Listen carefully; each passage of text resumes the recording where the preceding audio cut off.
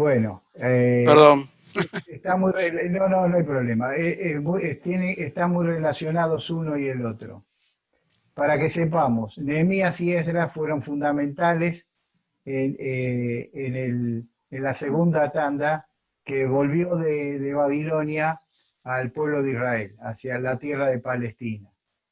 Zorobabel fue Nehemías fue el encargado de la parte organizativa, la gerencial, digamos, el gobernador fue.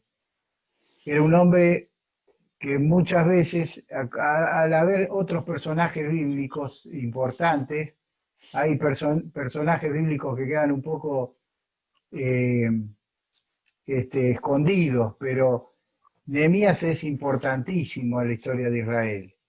Y además una personalidad maravillosa, era humilde, amaba la Biblia y tenía un espíritu emprendedor maravilloso. El Señor cuando elige a las personas, este, a veces elige sus condiciones naturales y el espíritu las potencia.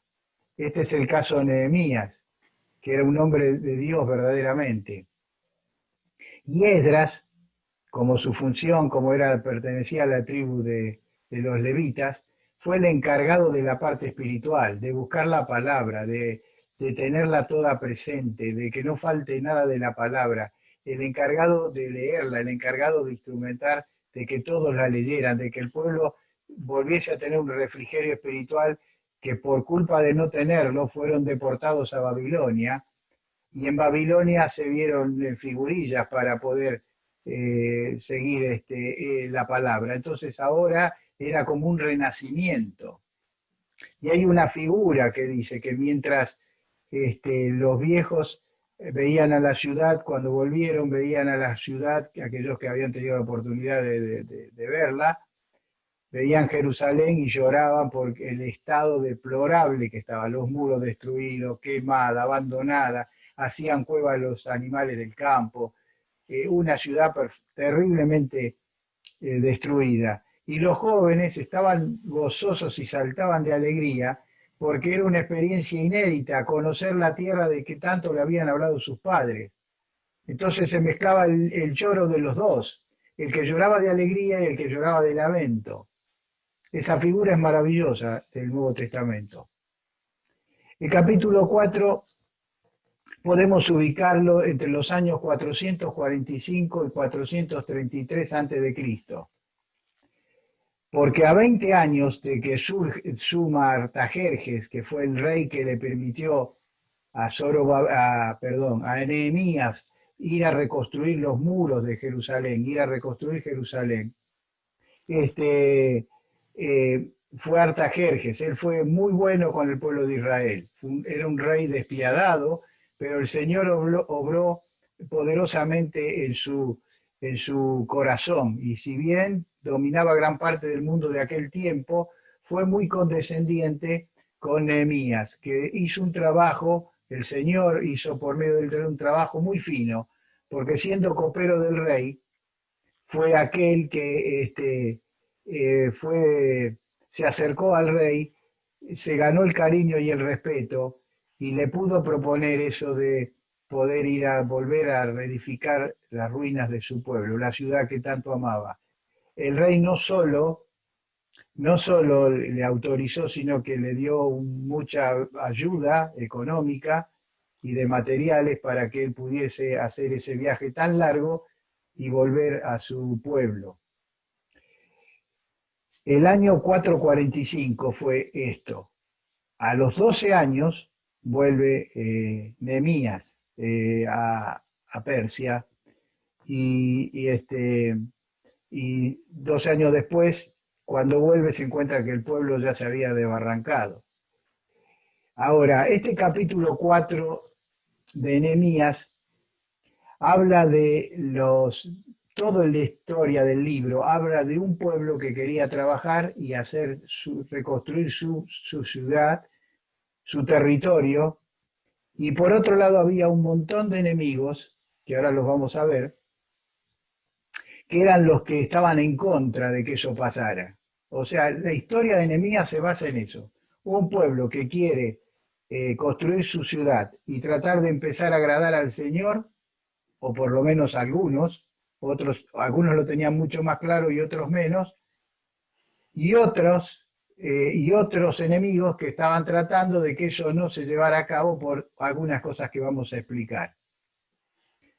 En la escena aparece la historia de Nehemías trata sobre el levantamiento de los muros de la ciudad de Jerusalén. Jerusalén, para que ustedes tengan idea, tenían que hacer 4 kilómetros de muros de aproximadamente los lugares más bajos 5 metros, y como Jerusalén estaba construida sobre un monte, los muros daban a las pendientes hacia los valles, por eso era muy difícil la construcción, subirlo. Era una ciudad muy difícil de tomar, por eso le costó al emperador Tito tomarla en el año 70 después de Cristo.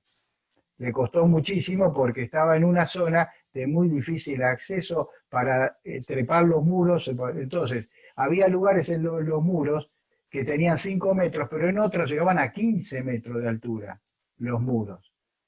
Y tenían 3 metros, 3 metros de ancho. Eran muros llevaban muchísima piedra, una piedra caliza que se usaba en aquel tiempo, que se moldeaba con cierta facilidad, pero era muy pesada y la tuvieron que traer de muchos lugares. Eso fue a medida que fueron construyendo los muros. Ahora resulta que Nehemías se encontró con un muro todo destruido y había que reconstruirlo. Por supuesto usó piedras, pero había otras que se habían desmenuzado con los ataques que habían recibido en el sitio que hizo el rey de Babilonia, Nabucodonosor. ¿Cómo eran estos enemigos que tenía Nehemías y Esdras? Vamos a estudiar un poquito esto, porque es ayuda a entender el libro. Nos habla de Sanbalat. ¿Quién era Sanbalat? Sanbalat pertenecía al grupo de los samaritanos. ¿Quiénes eran los samaritanos? Bueno, los samaritanos eran un grupo de personas, y para eso hacer un breve pequeño recuento histórico. Casi 300 años antes, por el 722, Sargón, rey de Asiria, vino a Israel y se llevó cautivos a gran parte de los israelitas. La parte de las, 10 tribus restantes, las 2 tribus, Judá y Benjamín, quedaron, que fueron deportados después, pero primero fueron deportados ellos. Cuando ellos fueron deportados, que la estrategia de Sargón fue llevarse a los judíos, llevarse a los israelitas al norte, hacia Siria, y desparramarlos por todo lo que es la parte de Turquía, por todo lo que es la parte de la Mesopotamia. Y en lugar de ellos traer emigrantes, o sea que trajeron emigrantes. Esos emigrantes se relacionaron con judíos y con israelitas que habían quedado, que no se los habían llevado ni los babilónicos ni los asirios, y con el tiempo se fueron mezclando, haciendo un pueblo que tenía afinidades o tenía algunos puntos de contacto con los judíos y especialmente los judíos que fueron los que retornaron, pero que nunca los judíos lo consideraron un pueblo perteneciente al mismo pueblo de Israel. En el hecho de Juan, que relata Juan, cuando la mujer samaritana se encuentra con el Señor Jesucristo, ustedes vieron cómo yo, siendo una mujer samaritana, tú le hablas a una mujer samaritana, porque los judíos no le hablaban a los samaritanos. Lo tenían como un pueblo inferior. Y el Señor resalta esto porque el Señor valoriza y va a predicar a los samaritanos. Y les predica a los samaritanos. Y cuando ese dice, la mies está blanca para la siega, el Señor está mirando todos los turbantes de los samaritanos que estaban en el campo. Entonces hace esa referencia, mirá, los campos están blancos para la siega. Y el Señor lo está haciendo referencia a la siega, porque no era tiempo de siega, pero estaban todos los samaritanos.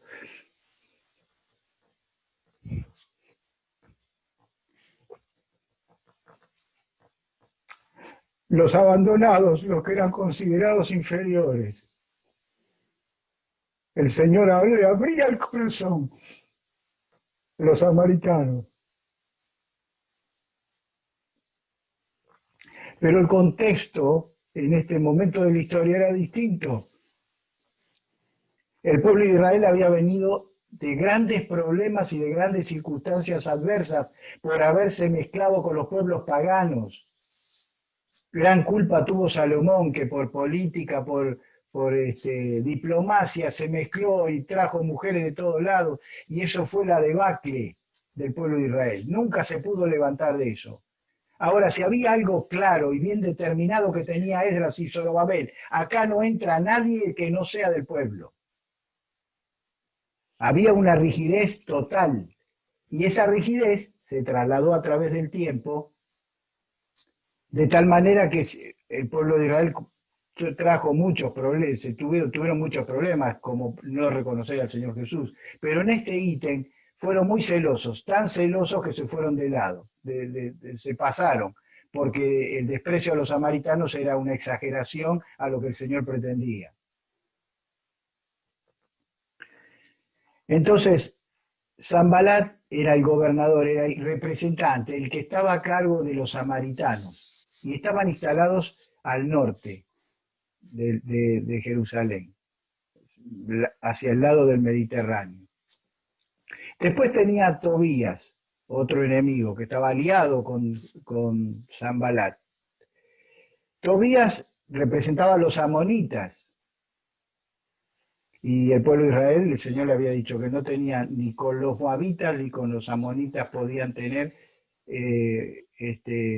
contacto, porque había habido otro problema también muy grande. Se mezclaron las mujeres de los amonitas y de los moabitas y trajeron otro gran problema de espiritual, porque trajeron sus costumbres, sus dioses, y el pueblo se perdió la brújula totalmente. No era un problema de discriminación, era un problema de que con ellos venía toda una cultura diferente y una espiritualidad totalmente diferente a la que el Señor quería transmitirles. Después estaban los árabes, que ocupaban la zona del sur,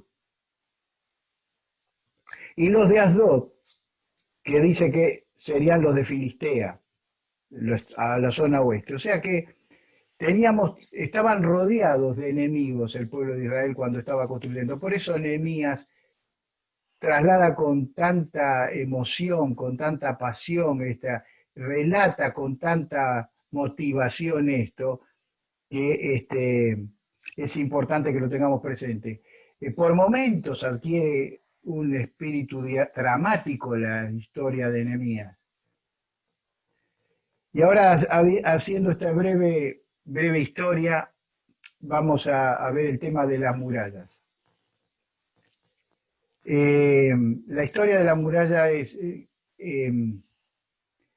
Nehemías la reconstruyó con unas diferencias un poquito de mayor tamaño a cómo fue la Jerusalén de David, por ejemplo, para que ustedes entiendan. La reconstruyó Nehemías. En la época del Señor la ciudad ya era mucho más grande, los muros se extendieron, quedó el muro interno, quedó con dos muros, se agrandó hacia, supongamos, hacia la mano mía izquierda, digamos, recuperó, tomó más territorio en la época del Señor, pero el muro de la ciudad vieja quedó. Era el muro que daba al templo. Y cuando vino Tito, destruyó la ciudad de Jerusalén, quedaron 70 aproximadamente, entre 70 y 100 metros, que es la parte del muro que hoy conocemos nosotros, que es la única parte del muro que quedó de la época de Nehemías, que son los 70 metros, que es el muro de los lamentos, donde van a llorar los judíos y van a orar y van a pedir por Israel. Es un lugar famosísimo en el mundo entero, y todos los que visitan a Jerusalén no no pueden dejar de ir al Muro de los Lamentos a verlo porque un punto neurálgico de la historia de la humanidad. Ese muro, Tito lo dejó, eso quedó ahí, esa parte, porque como monumento al triunfo del emperador romano sobre Judea, que le costó mucho imponerse en aquel tiempo porque se había rebelado gran parte de Judea. Ahora, los muros actuales que hay hoy en Jerusalén fueron reconstituidos por el sultán Suleimán. Alguno lo habrá conocido, las mujeres, por una novela turca que hubo en los años pasados. Suleimán el Magnífico, el de la novela, ya por el año 1530 y pico, Suleimán, el emperador del reino otomano, que abarcaba Turquía y gran parte de Asia en aquel tiempo, reconstruyó Jerusalén y son las murallas que podemos ver hoy en la parte vieja, que son las que hay hoy. Ahora, este capítulo 4 nos habla de las dificultades de esto. Los enemigos del pueblo de Israel, yo les voy dando los capítulos. El capítulo 2, disgustaron al pueblo, despreciaron, capítulo 2. En el capítulo 4, se enojaron, se enfurecieron y escarnecieron. Todo eso lo hizo a los enemigos al pueblo de Israel. Pero fíjense en cómo va subiendo el actuar del enemigo. Cuando uno lo va leyendo, va viendo cómo va subiendo la belicosidad contra el pueblo de Dios. Primero, capítulo 2, se disgustaron cuando los vieron y los despreciaron. Después se enojaron, se enfurecieron y le escarnecieron. En el capítulo 4 encontramos también que se encolizaron. En el capítulo 6 intentaron hacerle mal. En el capítulo 6 trataron de sobornar para hacerles mal. Y en el capítulo 13, en el último capítulo de Nehemías, se emparentaron con el sacerdote y el sumo sacerdote para de vuelta producirles destrozos por medio de la mistura. Lograron que se casaran de nuevo samaritanos y de otras etnias con el pueblo de Israel, lo que produjo un enorme enojo en Nehemías. Cuando volvió de hacer una visita a los 12 años de haber venido, volvió a Persia, y cuando volvió se encontró con ese problema y casi le agarra un ataque. Se puso muy mal, pero a su pueblo que tan pronto había claudicado. Hay profetas que hablan sobre esta situación. Vamos al capítulo. El enojo, enfurecimiento, escarnio de los enemigos. Que en el capítulo 4, versículo 1, lo voy leyendo y vamos a ir comentando rápidamente este capítulo con algunos puntos que vamos a ver. Primero, dice: cuando oyó Sanbalat que nosotros edificáramos el muro, se enojó y se enfureció en gran manera y se hizo escarnio de los judíos. Hizo escarnio. Hacer escarnio es una burla cruel para humillar y para despreciar a alguien. Es esa burla terrible, cruenta, que puede, por ejemplo, alguien resaltándole un defecto físico. ¿Vieron esas cargadas a veces que se hacen y la persona se muere de tristeza porque es menospreciada de una manera tal que le produce mucho mal? Bueno, ellos en la primera instancia del ataque quisieron desalentar al pueblo, enojándose, enfureciéndose en gran manera, haciendo escarnio. Y en el versículo 2 dice: habló delante de sus hermanos y al ejército y dijo: ¿qué hacen estos débiles judíos? Primero, le demostraron que tenían debilidad, y tenían debilidad. Habían venido de lejos, se encontraron con algo totalmente destruido, tenían que reconstruir, no tenían muchos recursos y parecía que tenían debilidad. La segunda cosa, ¿se le permitirá volver a ofrecer sus sacrificios? Ustedes saben que hay que entender esto. Cuando el Artajerjes le dé el permiso a Nehemías a que vuelva a su tierra, no es que le dijo vaya y hagan una nación nueva, no, no, estaban siempre bajo la supervisación de Artajerjes. Y ellos también, Zambalat también estaban bajo la jurisdicción de Artajerjes. Entonces, ¿con qué lo perseguía Zambalat a Nehemías? Mirá, ustedes se van a cortar solos, ustedes quieren hacer los muros para independizarse de Artajerjes, ustedes le hacían un juego y para presionarlos, para desalentarlos a que reconstruyeran Jerusalén. Y era necesario que reconstruyeran Jerusalén.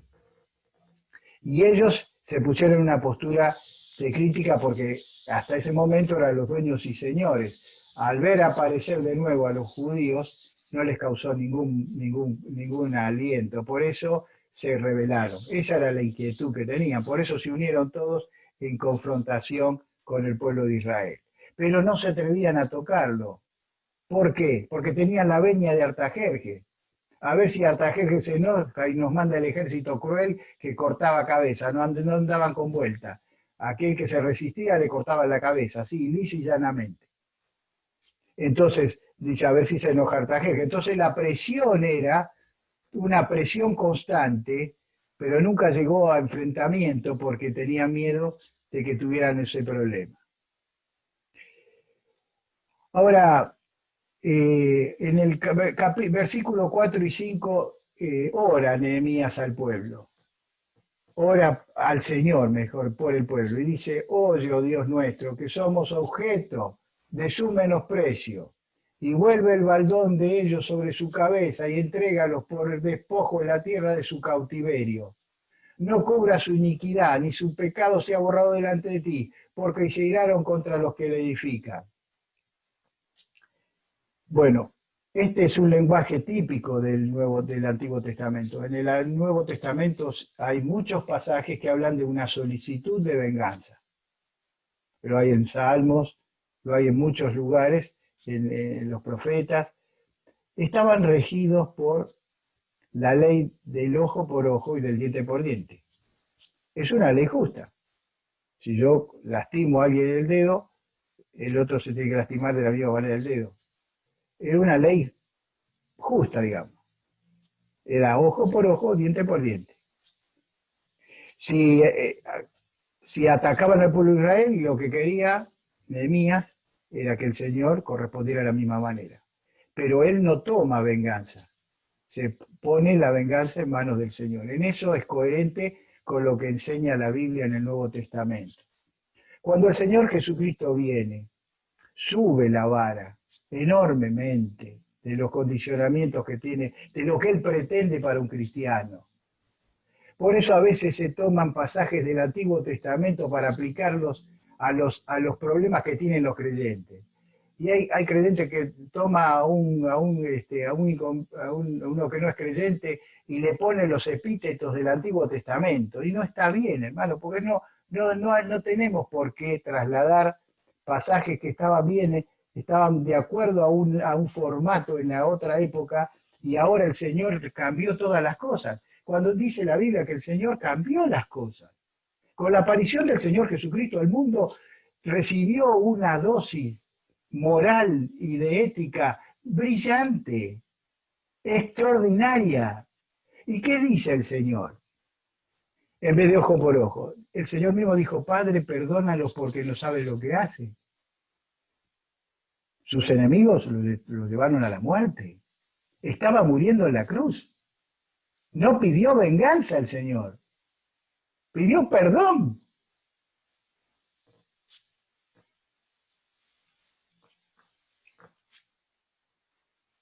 ¿Qué dijo Esteban?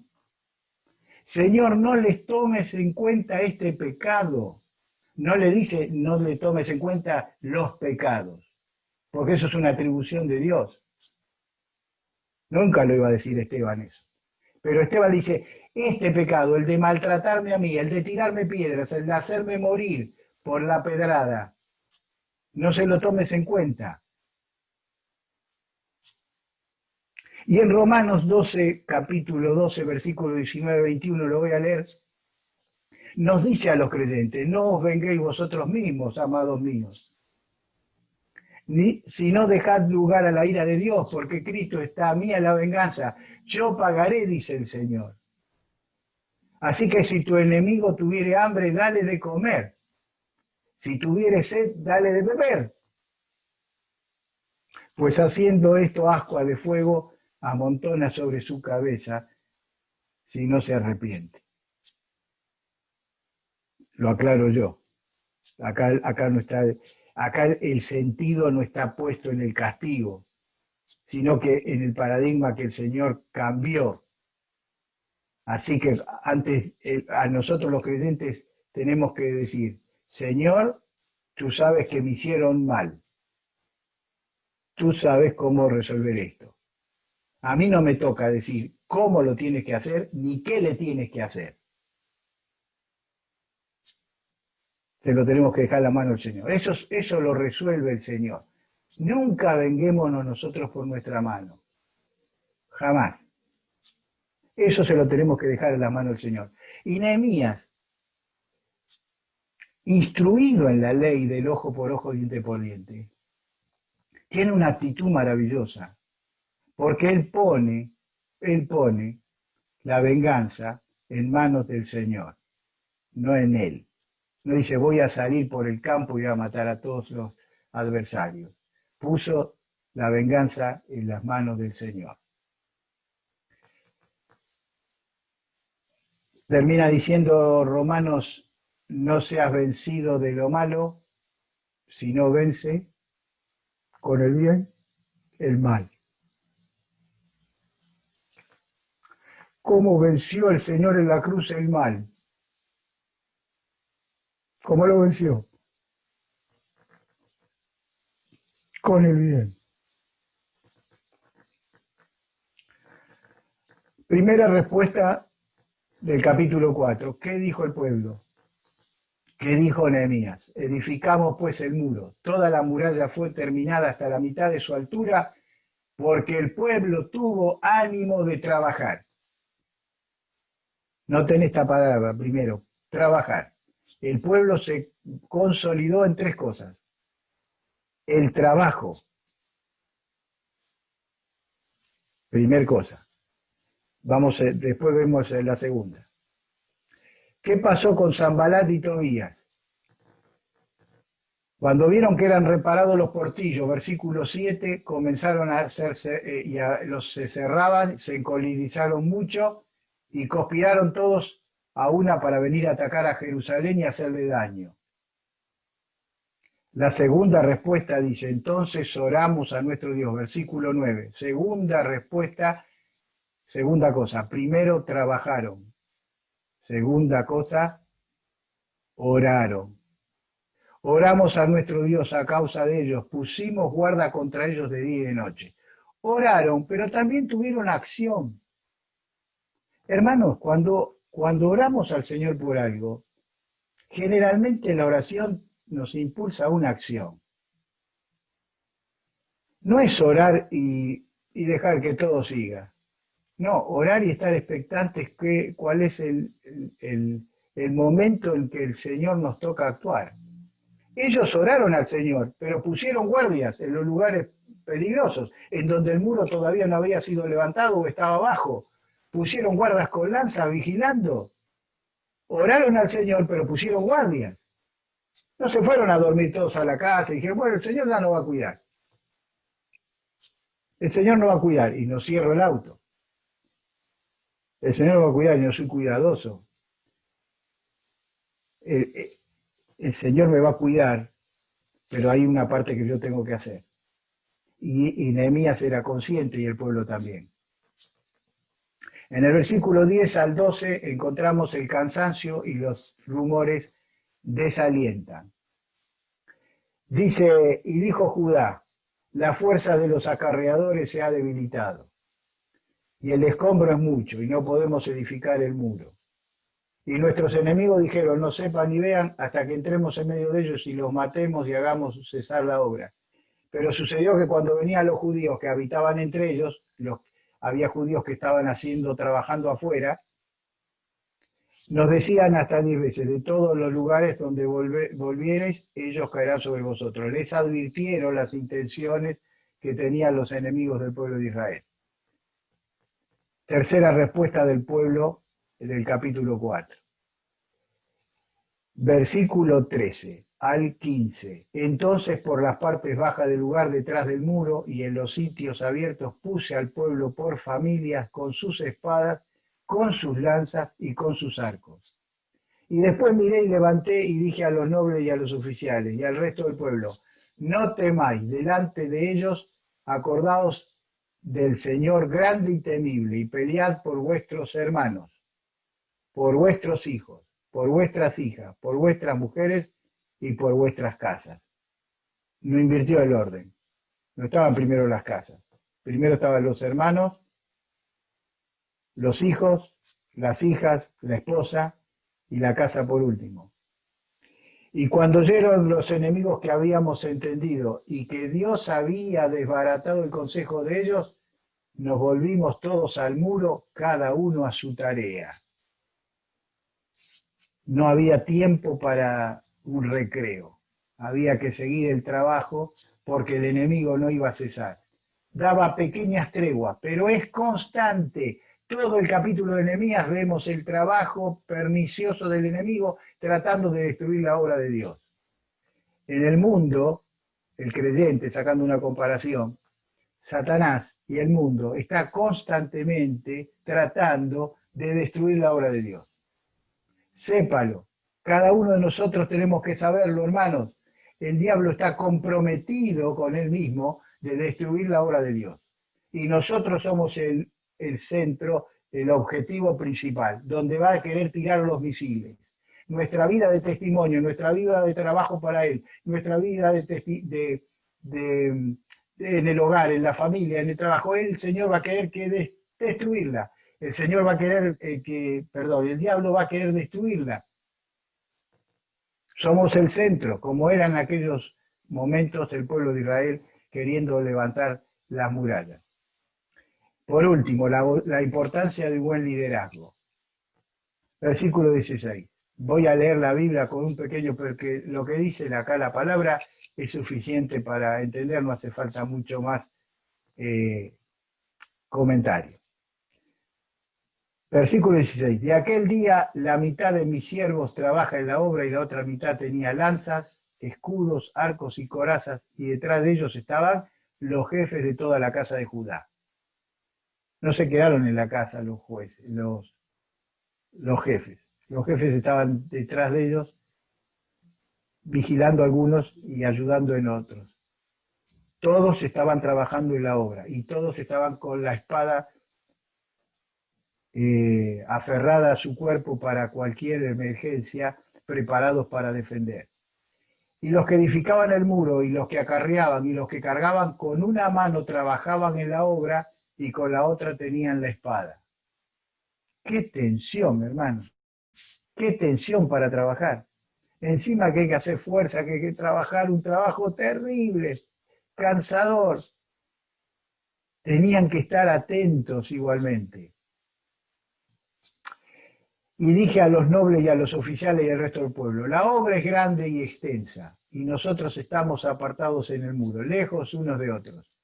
En el versículo 20 dice, el lugar donde oyeres el sonido de la trompeta, reunidos allí con nosotros, nuestro Dios peleará con nosotros. Y esto lo remarqué acá en la Biblia. Dice, donde oyeres el sonido de la trompeta, reunido allí con nosotros, nuestro Dios peleará con nosotros. Puso una trompeta, que ante un peligro eminente tenían que dejar todo y prepararse y rejuntarse, fortalecerse unidos. Esto me hace acordar cuando el Señor venga, nos va a unir al sonido de la trompeta y el Señor ya va a pelear por nosotros. El Señor siempre pelea por nosotros. El problema es cuando a veces queremos pelear nosotros sin el Señor.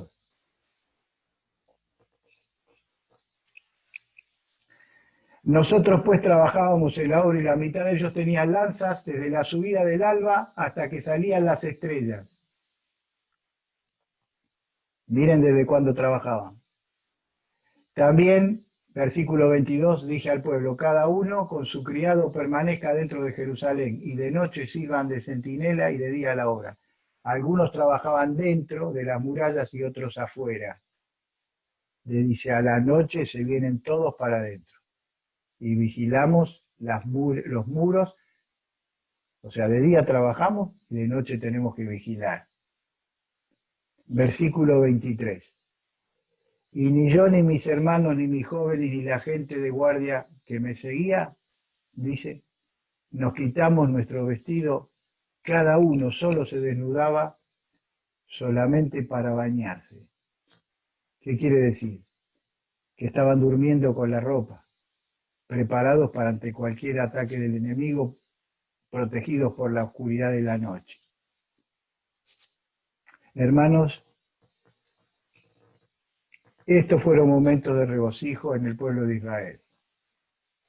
Nosotros como Lesión estamos viviendo en un momento muy difícil del mundo, también muy difícil para el creyente.